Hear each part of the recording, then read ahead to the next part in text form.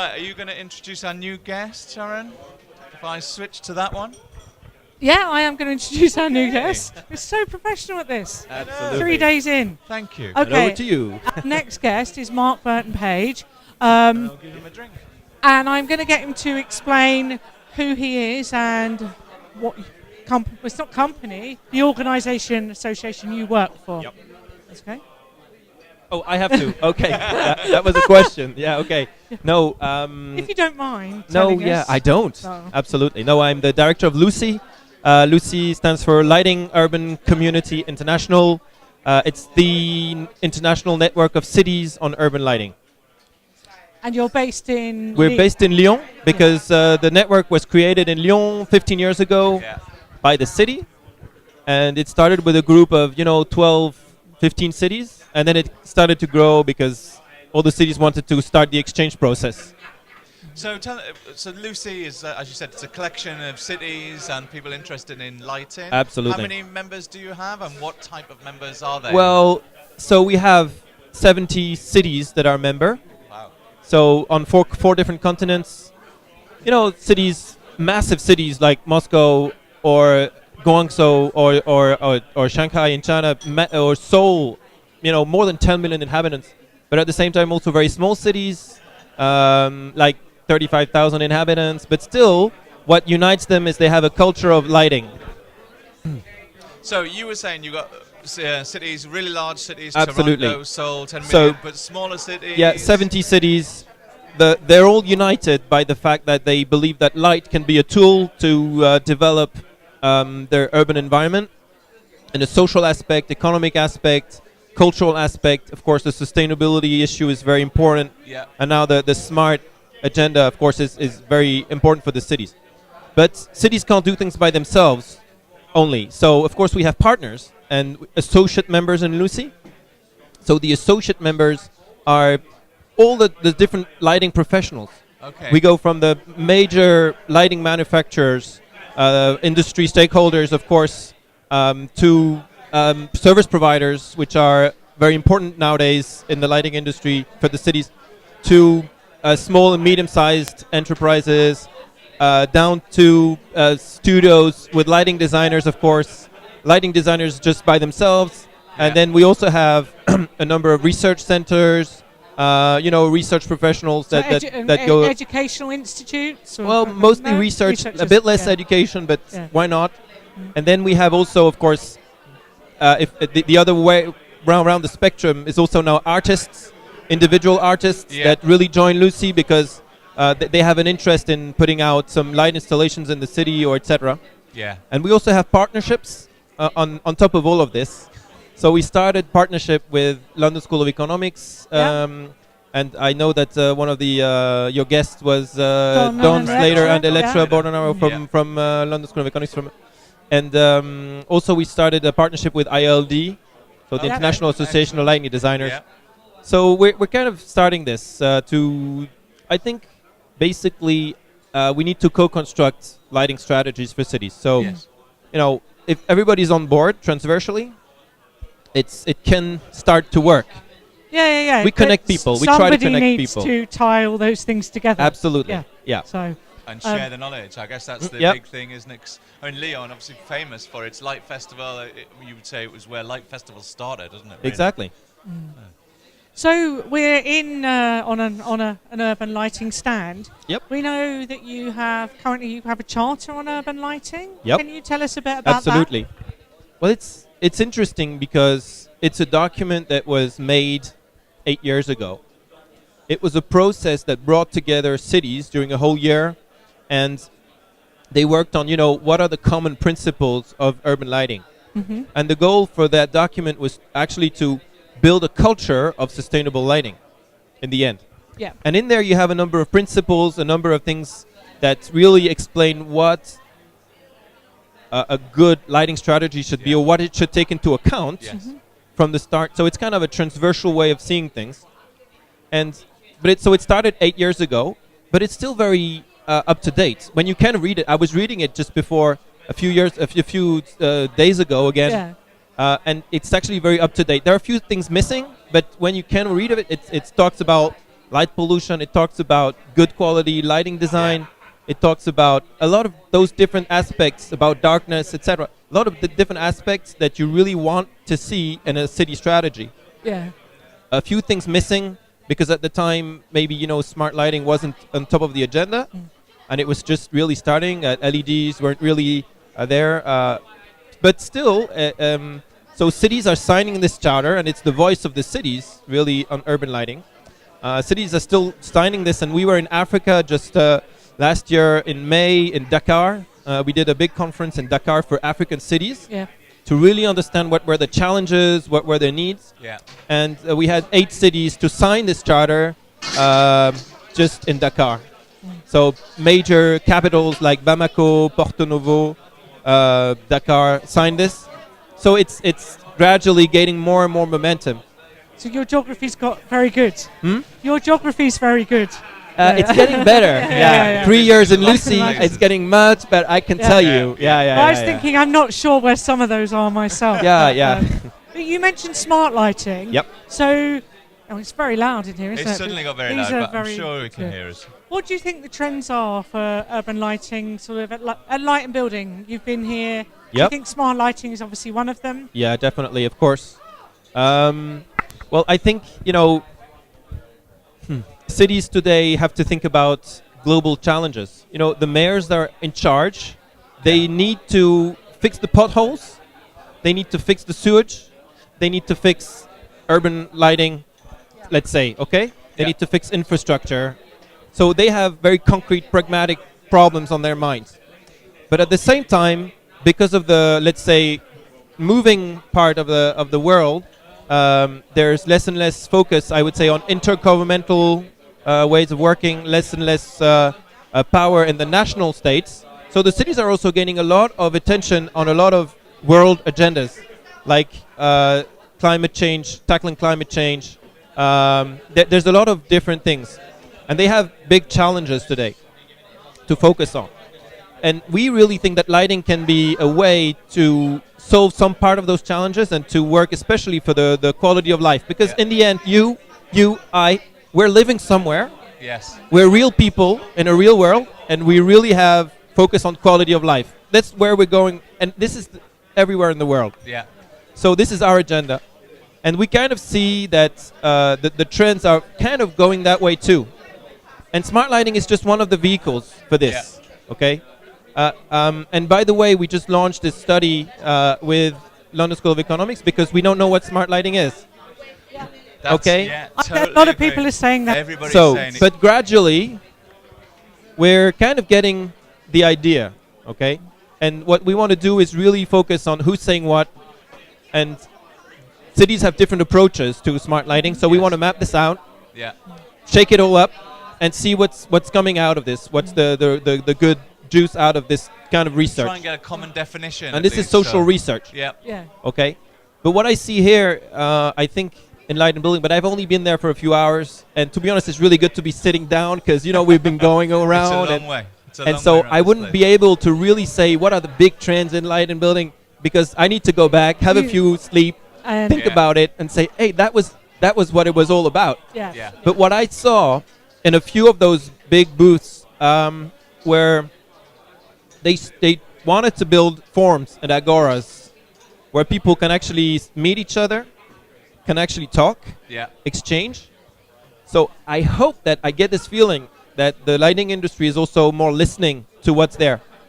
I think the smart lighting trend, like in the marketing, has kind of faded away. We don't really see it all over the place in terms of marketing. It's now more integrated into the solutions, into what's really there in terms of the products, etc. Perhaps it's an expectation that it's there already. But now, so I really hope that we're getting more into some of the needs of the end users.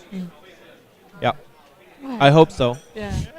So, I mean, LUCI obviously is focused on cities and they're your big members. How does LUCI work with lighting designers? Do you work with lighting designers at all? Or Absolutely. How do we get involved with you? Yeah, I think lighting designers are extremely important in the mix. We need to work together. I mean, we cannot do anything if we don't work together. As I was saying, I think we really need for those lighting strategies, because this is what we're aiming for. to have a good mix between at least 3 players: the cities, the lighting manufacturers and infrastructure developers and service providers, and lighting designers. So lighting designers are very important. We have a few lighting designers that are actually members of LUCI, that because they mainly focus on urban spaces and they mainly focus on developing night plans and master plans, things like that, or they're really interested in the trends for the cities, and they are really great when we get into conversations. They really speed things up, explain what they think, put their agenda also. And I was saying we also created this partnership with ILD. I think it's very important because they have a number of members worldwide. Yeah. And they have chapters, they have events worldwide. Yeah. What I really think is that lighting designers for some time have had the tendency to speak to each other. I would totally agree with so that. I'm very happy that you're actually I totally agree with that. Okay. Yeah. And I hope this is also changing a bit. And in some areas, I really think that it's not changing. And you really see this time and time again. I think sometimes you also have lighting designers that are actually saying to the cities what they think the cities should do. Yep. But then I say, why not? But still, there should be a co-construction. Co-construction means you actually get in a room and you say, okay, what are your ideas? What are my ideas? And then you can do things together, not saying, okay, we're the creative, so we kind of course, the cities, they also have creative minds, but they need to maintain stuff. They need to do across the budget from stuff. A different direction, aren't they? Exactly. Ultimately? So we're looking at light in different ways, but still, there's definitely a way to do it together in a good way, because in the end, we all work for the citizens, because in the open space anyway. It's the same end customer. Yeah. Exactly. Do you think there are particular things that cities are interested in at the moment? So are people particularly interested in sort of the social aspects or the smart aspects?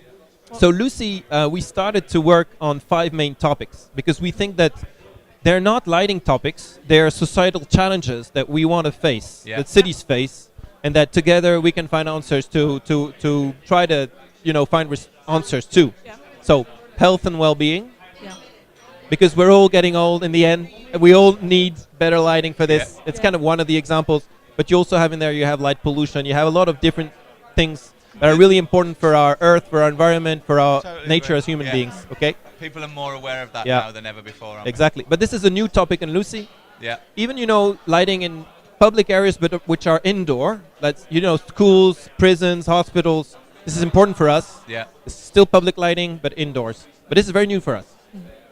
Then you have social cohesion, because I think that with lighting, you can really create bonds between people, and it's really important to do that. Today in some cities, you have great lighting for central spaces, and that's great. Okay, let's continue and build nice postcards. That's perfect. Let's continue.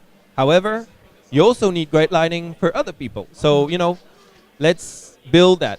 Then we have public spaces, because public spaces are everywhere. We need to think about the nighttime. Cities are not only during the day, during the night. There's also life taking place. Public spaces are important. Bridges, tunnels, a lot of things taking place in the urban spaces. Also gender balance issues, a lot of things, Then we have art and culture, because art and culture for us is probably one of the new way forward for urban lighting. More and more art is created in lighting, in permanent forms or in temporary forms, light festivals, etc., etc. So we kind of see the whole sphere. And we need to see light as a culture also, which is different from everywhere in the world, of course. You have lantern festivals, a lot of different things. So we need to see this as a culture, and we need to work on this. And the 5th one is governance, because this is integrating all the different approaches from the different perspectives of the stakeholders, but also who's doing what. You have who's taking decisions. And in the end, who's taking decisions for the citizens. So those are the 5 aspects. So I'm kind of, floating around all the topics that the cities are interested in. But these are really what we focus on now. They're called the LUCI pillars. Okay. And one of the great things that we want to do, we've launched it last November, is an award. So LUCI is now delivering its own award. It's called the Lighting Cities and Lighting Awards. Okay. And we do the first edition this November. Yeah. And it's going to be a great award. LUCI has a tradition of doing awards in the past. Of course, we've done awards with Philips, with Schroeder, City People Light Award. Yeah. But now we take this opportunity to do our own award, which will be a real city award. So for the cities. That's great. Really international. And what we want to celebrate is basically a great strategies for the cities. Yeah. So which projects or couple of projects or program of projects tick the most boxes in all those 5 components that I was talking about. Yeah. That's it. Sorry, I was a bit long, but it was just a long thread of 5 things to mention. It was a long thread of thinking. Now, sorry. Yeah. That's really good. So last question, I guess then.